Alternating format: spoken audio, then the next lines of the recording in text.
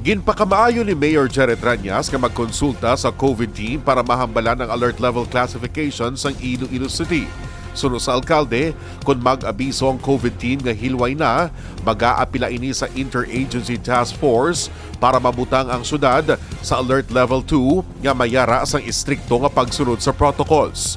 Tinutuyo sa alkalde, makadihon pa sa mga aktibidad para makabangon ang lokal nga ekonomiya, samtang kinapabili ng pagsunod sa mga pagsulundan para malikaw ang paglaton sa COVID-19 virus. Sa Piakabahin, suportado naman sa Philippine Pediatric Society ang pagbakuna sa mga kabataan nga nagaedad 5-11. Suno sa grupo sa mga doktor, ang pagbakuna sa mga kabataan ang isa lamang sa mga pamaagi para sila ang mahilayo sa balatian ilabi na sa nagatuhang mga variants ng COVID-19. Dugang pa sa grupo, epektibo ang bakuna kag malikawan gid ang malala nga epekto o komplikasyon sa COVID-19 virus. Ginalauman, sa masunod pa nga mga semana, mag-aumpisa na ang vaccination rollout sa mga nagaedad 5-11 sa syudad ng Iloilo.